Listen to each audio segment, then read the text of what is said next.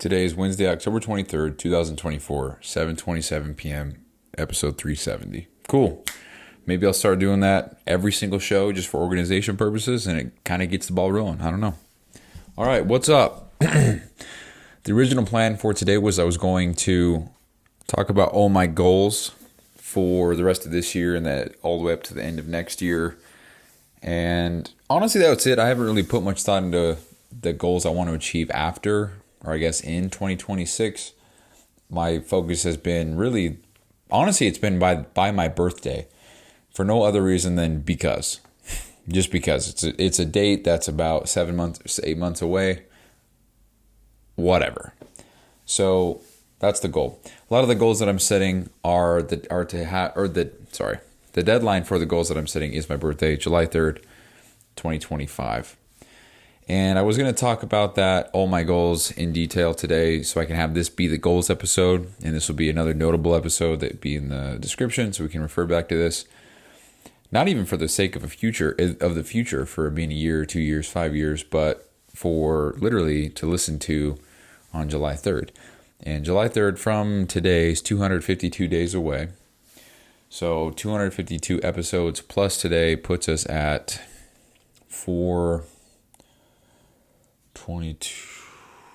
622, something like that. So around episode 622, we'll see if these goals came true. But damn, my Dr. Seuss again. Holy shit. I'm already starting to show off saying that's a bummer. Okay, well anyway, yeah. So I was writing all my goals down, and I have what I call the dreamer goal. And the dreamer goal is the big one for me. That not the biggest, right? Not the hugest, ginormousest, biggest-istest. It's just, if I could achieve this, I would feel like a fucking baller, I'm sure of it. Not that I don't feel like a baller now. But yeah, so the dreamer goal is to have $100,000 in my Stripe account by January 1st, 2026. And I mapped out how I would achieve that. And when I look at the numbers, it actually doesn't seem that intimidating. I'm looking at how many clients I would need per month. And then if they all stayed for 4 months, because that's the contract, the agreement, how that would compound over the course of November, December, January, all the way to the next December. And then, yeah, obviously January 1st is one day after December 31st. So, yes, we have 14 months to make this happen. So, just wrote some hypotheticals. So, next month I'll have one client. And then the month after that, in December, I'll get one client. So, I'll have a total of 2. And then in January, maybe with the New Year's resolutioners and all that shit, maybe I'll get 3. So, I'll have a total of 5. And then maybe in February, maybe because I've learned so much and I'm 6 months deep, I have 3 more clients, right? So I have a total of 8. And then in March, maybe I just keep it going, slow and steady growth. I get 4 clients. I have a total of 11 because that first one dropped off because their 4 months is up. And then in April, I get 5, May 7, June 7. And that puts me at the mark that I want to hit. And I guess I'm talking about my goals. I'm going to go over all the goals in another episode, but I guess this will just be the dreamer goal episode. I don't know. Who gives a fuck, man? I make the rules here. So the goal is to get, I'm going to read exactly what I wrote. Let's go back here. Make the same. So this is my new life goal. And the new life goal is just the goal that when I achieve it, it would change my entire life. Not in a way of like, oh, I ran a marathon. Well, that's not a good example. Yeah, it is a good example. I ran a marathon. My life will never be the same because I did this and I conquered this. It's not that. Not in that way. The new life goal and what I'm saying is like quite literally living a whole different life because of what I'm able to do. So if I can quit my job, do this full time, and I can go to the gyms in the morning, I can go to the gym in the mornings, and I can have phone calls and meetings, all this stuff in the mornings. I haven't been able to do that in fucking forever because for the last 4 years, my job has been in the morning. I haven't worked a night shift unless you count FedEx, those goddamn 16-hour shifts in Colorado. I don't know if you want to count that or not, but yeah, so being able to wake up at, for example, 6 a.m.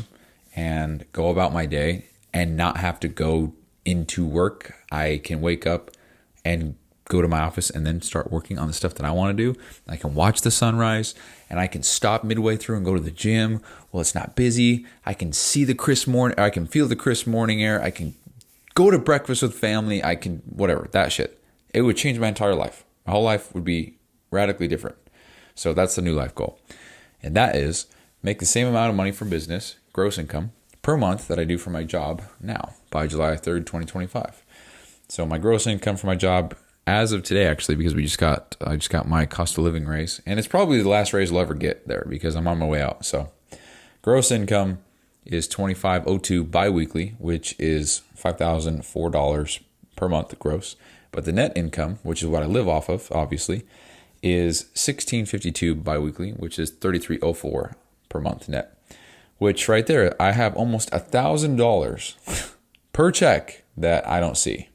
And yeah, there's insurance in there. Yeah, there's the other untouchable retirement shit that I can't withdraw from until I leave the government job, which, dude, I will be taking all of that. Don't worry. So I've got, I don't know, $2,600 in the FERS retirement thing. That's what it's called, FERS. I don't even know what the fuck that is, but apparently it's goddamn illegal to take my money out of my retirement if I'm still employed working for the government. Don't know too much about it, but as soon as I quit, I'm taking all that money and I'm investing it back into myself, because what the fuck is it doing there? It's not doing anything right now. Gaining interest, 4%, 5%. Shit, we'll just say it's 30%. 30% of $2,000, dude, $600. Sell one client, I make $750. You know, just fucking dumb. So whatever, man. So that's what little sidetrack there. $1,000 per check that I don't, $500 per week. I just am saying, here you go, government, here you go, retirement, here you go, insurance, here you go, everybody else. I don't need it. Just annoying, dude. So whatever. So doing the math, I would need 20 clients month to month at the $250 price point, or I would need 7 clients to pay in full. And these are just based on the price points that I've been instructed to set my program at, which is $250 a month or $750 for 4 months in full. And that's very manageable. I've paid that in the past. I think it's completely appropriate. So as far as being able to sell, as far as selling out of my own pocket, meaning how could I possibly sell a Lamborghini when I couldn't ever afford to buy one myself? Because I'm talking 6 figures here, and I've never seen that amount of money in my life. It takes me 2 years to make that now. So selling out of my own pocket is not good. There's no conviction in the sale. So that's that. So monthly, that is just getting 5 new clients every single month with the assumption that they all quit after their plan ends, which probably won't be the case for at least half. I mean, they might stay another month, 2 months, 3 months, but that's my job. That's where my job kicks in to try to get them to stay, because I genuinely want to help people and also want to make a living doing this. So very, very low bar, because so why it's only 5 months, 5 clients is because month 1, there's 5 clients in the program. Month 2, there would be 10. Month 3, there would be 15. Month 4, there would be 20. And then month 5, the first 4 would drop off, the first 5 would drop off, but then I get another 5, so it stays to 20 forever if I only got 5 clients. So that's that. And yeah, I'll probably talk about this again a second time in another goals episode. But whatever. I'm just going to dive into this one, man. Whatever. So that a 5 per month, I just, right now that's an intimidating number, because I've only ever had maybe a total ever 8 or 9. So to think I would get 5 per month for the rest of forever, that's all I need to make the same amount of money gross income that I do at my main job.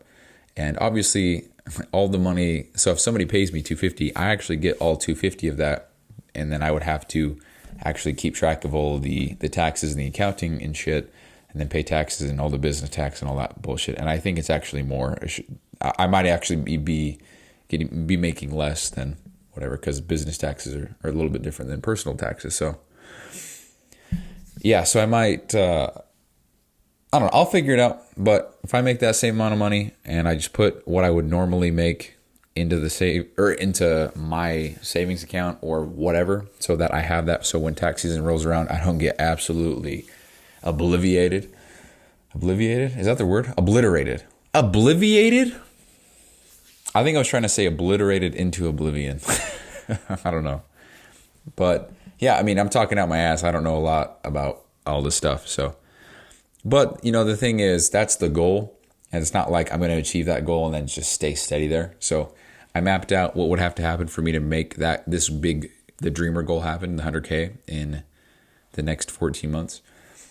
And so from November and December this year, total of 2 clients. So I'd profit $750. So cool. And then from January to December of next year, it would go like this.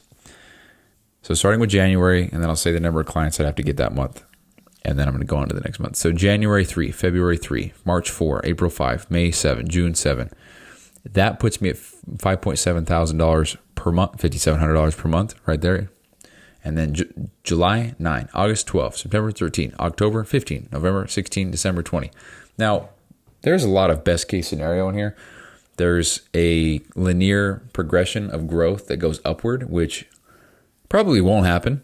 But laying out the numbers like this so I can have a clear visual of what I need to work on, what I can expect given these numbers, that's a helpful visual. And the thing that's I think the most intimidating was I look at the price, I look at the total clients at once that I would be serving. So in December, if everything that I just said goes to plan, which it won't because that's how life works. That's not being pessimistic. That's just fucking reality. December of next year, I would have a total of 64 clients active in the program, which is over half of the entire year's worth, but all at once.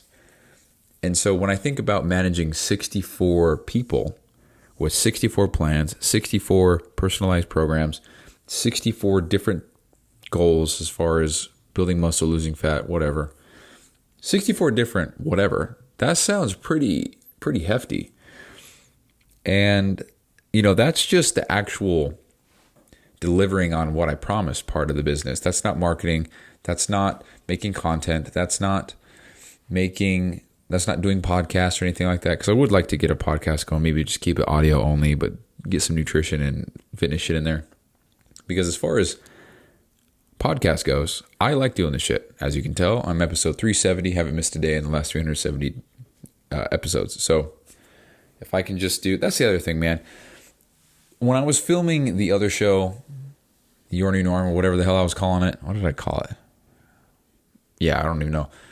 When I was doing that, there was a bottleneck because I was filming it and trying to kill 3 birds with one stone, but as a result, I couldn't adhere to it because I didn't really have a plan. And I was trying to talk about things so I could get good clips so I could post them on social media. But now if I'm not doing that, then maybe what I ought to do is actually make a whole other podcast, keep it audio only for now, start there and take my own advice. Just start. Because then I could talk about fitness, nutrition, whatever. I could edit anything out. I could, a lot easier to do that. And have another social media platform out there, which would be podcasting, which nobody does, it seems like. Well, it seems like a lot of people do, but not a lot of people stick with. I mean, how many people do you know personally that have, I guess not personally, how many podcasts do you listen to that have over 369 episodes? There's Joe Rogan, there's Andy Frisella.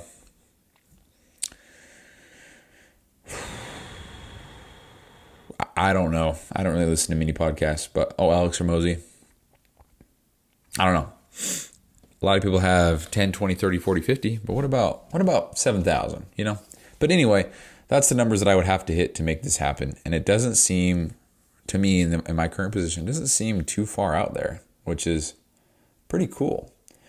And I've been setting some goals as far as social media goals and these income goals and stuff like that. And actually, I'm going to come back to that in just a sec. I'm going to finish this. So, yeah, the goal is by July to make the same amount of money that I do from my main job. And that's $5,004 per month. So the goal is to get that by July 3rd so that I can put my 2 weeks in and moonwalk the fuck out of there and not have to be under any kind of command or demand or whatever. Because fuck all that, dude. you work for the government, so we're going to take $1,000 from your check so you can put it in retirement, so you can have a good living when you're 65 years old. But for now, just keep on working. What, dude? Dude, I don't know, man. It's hard to talk about this stuff to normal ass people out there, because if you say fuck retirement, I don't ever want to retire. Oh, good Lord, dude. You know? Anyway, so to make $5,000 per month with the time that I have now. So I have every weekend now since I quit FedEx and cleaning trucks.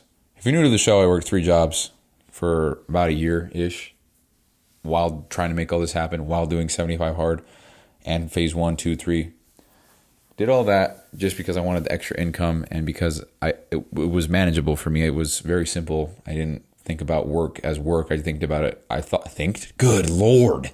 I thought about it as me just working my ass off to better myself and learning discipline and all that stuff. Because, with the ice bath, you got 75 hard in there, 3 jobs, some other shit like drinking a gallon of water per day. We got the protein going there. We got the podcast going. I did that every single day. And yeah, I mean, it was exhausting some days, but that's a standard of life that I was able to adhere to. So now anything less than that is me just being a bitch, like right now. I truly believe that. What am I doing right now? But anyway, so I have my weekends available again, which means I have all day Saturday, all day Sunday, and then all day every other Friday, which is a shit ton more time. So now, if I can make $5,004 per month with the Monday through Friday schedule only allowing me about 4 hours per night, about 3.5 hours per night to work on this, but then I get an additional 10 to 11 hours because if I wake up, so for example, I wake up at 3:30, from 3:30 to about 4, that is time spent. Actually, I'm not going to include the gym. From 3:30 to, we'll just say from 4. 4 is when I wake up, and everything that I do after that is for work. I don't pack a lunch to sit here. I pack a lunch to go to work. I don't get dressed just because I want to get dressed. I get dressed to go to work. So that's when all that shit starts for work. 3:30 is when I actually wake up and I start doing stuff for myself, and I would do that anyway, so that time's not counted in this calculation, okay? So 4 a.m. to the time that I get back home in my house, put all my shit away, and sit down to resume what I was doing, because if I don't go to work, all those other tasks that come with it, they don't exist. So if I come home and I'm able to sit down at my desk and begin working at 3, that means from 4 a.m. to 3 p.m., that's the time that I would get back to myself when I quit my job. So obviously 4 a.m. to 3 p.m., it's 11 hours, times that by 4.5, and let's see, 4.5, so we got 11K, dude. The new calculator update for iPhone, ass. Let's see. Times 11. 49.5. On average, get about 49.5 hours back per week. Because 1 week it would be 44, the next week it would be 55. Damn, I could have done that in my head, dude. Whatever. So if you average that out, 10 hours a day, if I get 10 hours in addition to the 3.5, that puts me at almost 4 times the amount, or 3 times the amount, which is a total of 4x from nothing. If I can make $5,000 with that time available, then in theory and on paper, I should be able to make $20,000 with when I quit my job. And if that's the case, then when I look at the numbers, that means I'm going to have to manage 80 clients forever to maintain $20,000 a month, or raise my prices and then that drops a little bit. So, if I was charging, because this is all based off of $250 a month. So if I was charging $350 a month, then I only need 57 clients, which is a lot easier than 80. I wouldn't know, but I can only imagine. So anyway, so I just think about that stuff. That's the goal. That would be cool. So that's kind of why the numbers shoot up a little bit after July, is because if I'm going to quit my job by then, I'm going to have a shit ton more time. And as Uncle Ben says, with great power comes great responsibility. So if I have the power and I have the freedom to do all this shit, I have the responsibility then to make it happen, because now we're talking real shit. We're talking real life. So if in the near future, if all of a sudden I'm doing this and then all of a sudden I have a kid or I'm married or whatever, it's not just about me anymore. So me working and doing this type of shit every single day, it just all of a sudden becomes to support other human beings in my life. So it's no longer, well, if I don't make a sale, it's all good. I just won't buy these shoes this month. It's like, well, no, my son won't eat, kind of thing. So don't know what that's like. I'm not a dad. I can only imagine though the pressure and I don't know what the word would be, the instinct, the instinctual, I don't know, the desire to, I don't know, talking out my ass. So that's the dreamer goal. That's the new life goal. And yeah, I've got my social media goals, I got my fitness goals, and I'm just trying to get organized here, trying to make sure that I can actually measure these goals out, figure out a strategy, not necessarily a strategy, figure out a step-by-step, or what to expect, what I can plan for. Plan's not the right word. I don't know. Just so that I can have this, print it out, put it on my wall, and see it every day. Because I think, so I don't think writing out goals is helpful. I don't think setting goals is helpful. It's kind of contradictive of what I'm about to say. But I think having a visual reminder of what you're trying to achieve, I think that's helpful, at least for me. So I've got my morning routine goals or whatever, my 10 before 10 agenda, and that's helpful only when I look at it. So writing it down, not helpful. Setting the goal, whatever, not helpful. But being reminded visually, that's helpful. So I guess in order to have that, I need to write it down. I need to set the goal. But if that's all I do and I don't constantly see it, for me, it's useless. So what I'm going to do is print all these goals out after I kind of fine tune them. I'm not going to spend too much time on this. I just want to write them out. I mean, they're going to change anyway. So, but just having that reminder, like every time I walk in and out of my office, 100 grand by January 1st. And here's the thing, dude. Even if I fall short on that by 30 grand, isn't $70,000 next year a shit ton better than what would have been 40 grand if I didn't set the 100 grand goal? You know, you shoot for the moon, you land upon the stars. You can land upon the stars. You shoot for the sky, you're going to land upon the trees. So that's that. But just trying to get my systems and processes in place so that I can really go pedal to the metal. Because there's a lot of shit that I need to do. And currently, I don't have the horsepower to do it all. Not that I don't lack energy, but, you know, it's like if you had 1,000 people come to you every single day and they came to you with a math equation and you got to use paper and pen. You don't have a calculator. You're their calculator, right? You know, it's manageable. You could do it. But wouldn't you rather have a calculator or even give access to all these people to a calculator so that you then possess so much more time, willpower, whatever, horsepower is what I meant to say, so that rather than spending all your time trying to give them their answers for these questions, you have a calculator, you go boom, boom, boom, boom, and what took you 10 hours now takes you 30 minutes because everything's in place. That's kind of how I'm seeing all this shit. Because right now, don't really know what I'm doing. Just trying to learn as much as I can. Trying to document all of this as well. And trying to take care of myself. So anyway, that's all I'm going to talk about for the dreamer goal. I'm very tired. I got my contracts set up. My agreement set up. And yeah, so I used ChatGPT to help me write some legal documentation, which pretty cool. Kind of weird to think that an AI helped me write legal documentation, but whatever. So where did I put that? Content blueprint. I don't think. Yeah. The Allegiant Fit Agreement. So it goes over client responsibilities, coach responsibilities, media release policy for marketing testimonial use, and terms of training agreement. So the initial 3 times, and they give me a signature, their name, the date, my name, and all that shit's already on there, so I can just send it over and they can sign it. Got that set up. If you are familiar with all this shit, there's a software called DocuSign or HelloSign, or I think it's called Honeybook. They're just softwares that you send a document to somebody else, they sign it, You get a notification saying they signed it, and you get a PDF download, and then it becomes official documentation.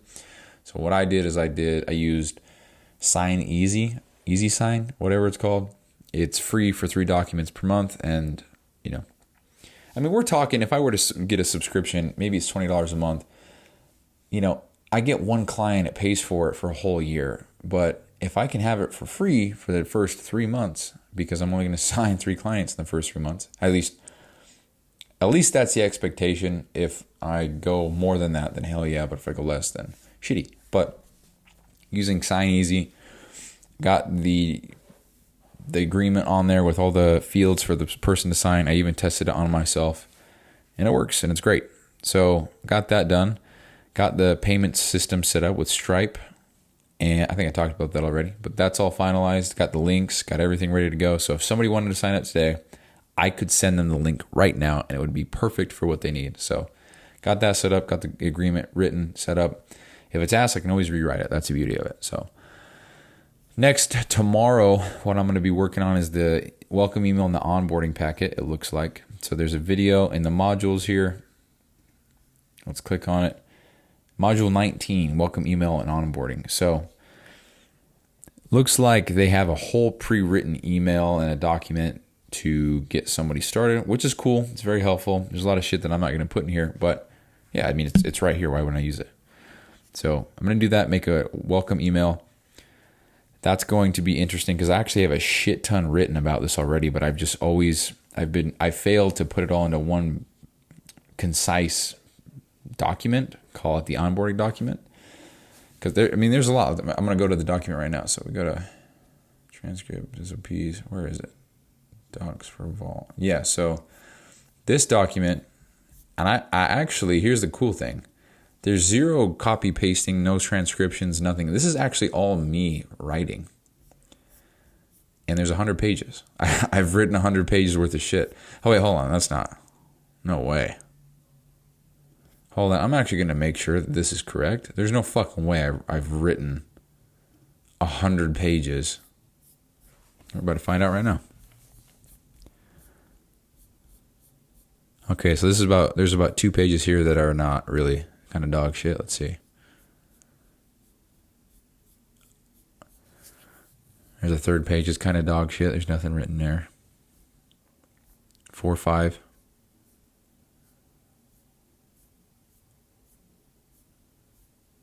6. No way I wrote this much, dude. Sorry, guys. I'm really just... 7, 8, 9, 10, 11. 12, 13, 14, 15, 16. These are all pages that are dog shit. They don't count as a page. Where am I at? 16, 17? 18, 19, 20, 21,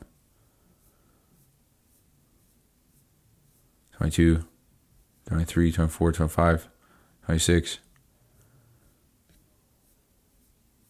Let's see. 7.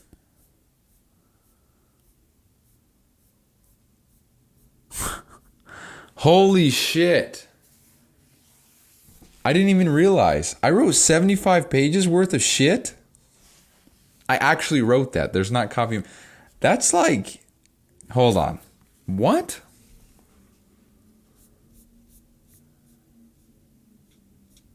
Guys, what? I did this? Hold on. Let's go to word count. I'll be damned. 18,000 words. Siri, how many words are on a typical document paper? The typical word count for an undergraduate paper is between 5,000 and 8,000 words, and the typical word count for a graduate paper is between 10,000 and 15,000. Well, I guess my question was a page, not a whole paper. Let's see. How average word count per page document. For manuscripts, the answer is about 300 words per page if it is double space. Okay, well, this is double space. Manuscript for a novel is typically 500 words. Yeah, dude. So this is real. I'm kind of mind blown. I didn't think that I wrote that much. I wrote 75 pages. I really am just so blown away by that. How did I write 75 page? How does anybody in the world write 75 pages worth of shit and not know that? I'm freaking out, dude. That's a shit ton. So now I got to go through all 100 pages of it. God damn, bro. I'm a professor grading somebody who's an overachiever. Oh my lord, dude. Okay, well anyway, I'm gonna go through that tomorrow. Decipher, whatever the fuck is. Sift through. There we go. Sift through all this shit. Figure out what I want to keep, what I don't want to keep. Put it into the welcome document. I gotta trim this down, dude. Hey, welcome to the program. Here, I need you to read this 100-page novel by Monday tomorrow at noon. So if you can get that back to me, that'd be great. What, dude? Okay, well, yeah. So they gave me a page example. I got 100 pages worth of shit. So, god damn, dude. Matter of fact, I'm gonna pull something up real quick. When I was doing phase 1 of Live Hard, I made it a requirement to write 2 pages of something. I actually wanted to write a book. And I was actually doing that. Let me see if I can find it. Built RX. Holy shit, dude. Pros and cons. August 13th. Let's see. Untitled document. IT's daily. I've got a lot of shit here. I forgot all about this. Your new norm. Self-progression journal. Yeah, here it is. Self-progression journal. Is this right here? Yep, this is the one. How many pages are in this guy? Journal prompts. Where is it? Is it this one? Gratitude journal, life journal prompt, business ideas. Lexicon expansion. Books to read, business ideas, vision board, journal prompts. No, it's not this one. I have a document where I was writing a goddamn book. Literally. Let's see. YouTube podcast idea. Someone coming. Your New Norm podcast. Power list. Untitled document. Untitled document. What is this? No. Untitled document. Year 95. Plan of attack. Writing book. Yeah, right here. November 18th is the last time I touched this. So on this one, I wrote... Oh. Wait, no, this is a endless... Hold on, let's change this. Right now, it's at the endless pages. I'm going to put it back to pages. Very narrow margins. Let's see. So we're going to put this double space like the other one, right? We're going to be fair. We got, 82 pages. Holy shit. Matter of fact, let's read a little bit what I wrote. This is last November. Oh, I got a text message from a random number. Golden West, please confirm 201 debit, reply to accept or visit fake ass goddamn website to cancel charges. Eat shit. All right, sent. Siri, what area code is 330? 330 is an area code located in the state of Ohio, U.S. So, Golden West from Ohio says that my charge of 201.43 may have been...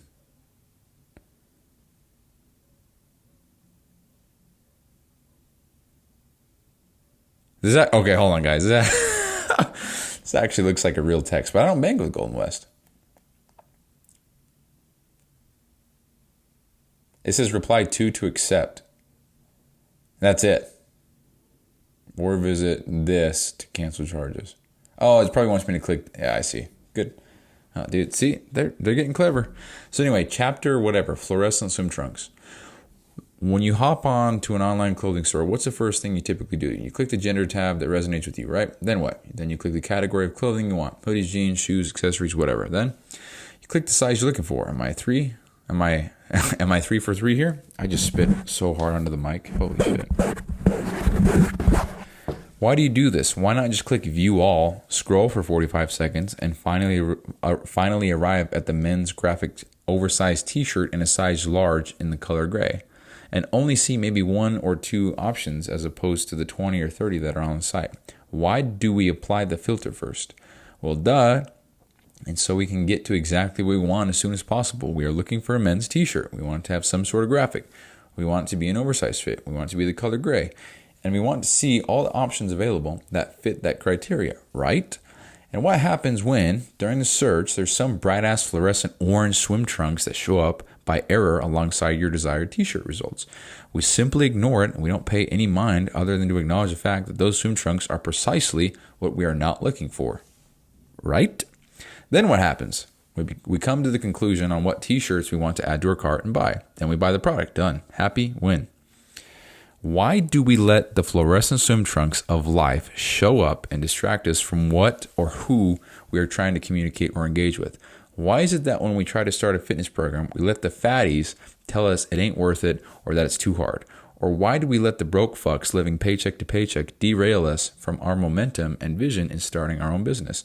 Why do we let single or divorced self-proclaimed relationship experts try to give advice to you on what you should do about your situation or how to get a partner? I'm looking to gain health, wellness, fitness, energy, longevity, flexibility, etc. So I go in and talk with a personal trainer. During this conversation, fat fuck swim trunk